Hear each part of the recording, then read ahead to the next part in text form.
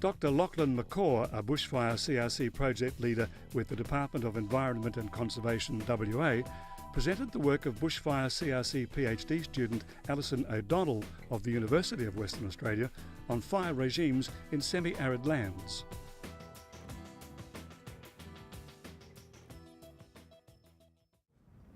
Well, in this study we looked at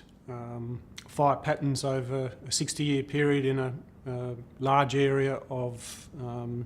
semi-arid woodland and heathland vegetation, an area where there's minimal fire intervention either through lighting fires or putting fires out.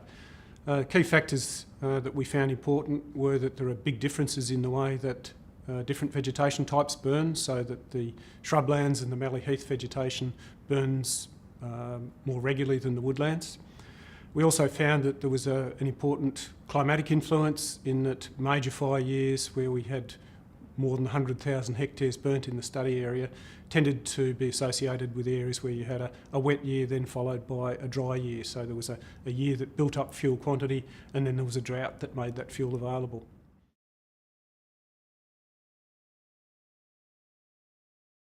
Well, this is an area, it's mostly unallocated Crown land, and so there's minimal intervention and not many resources for fire management.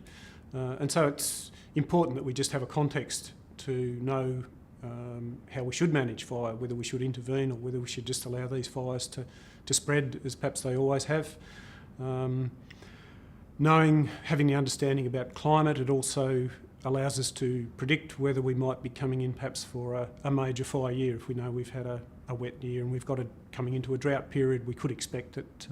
yes, this will be a big fire year and perhaps we should do some preparation or some strategic burning to try and protect key assets that might be there.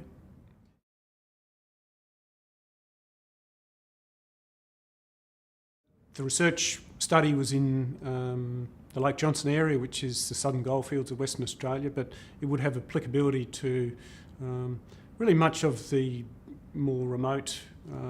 parts of southern Australia, certainly much of Western Australia, a big part of South Australia, and perhaps even places like the parts of the Mallee in Victoria.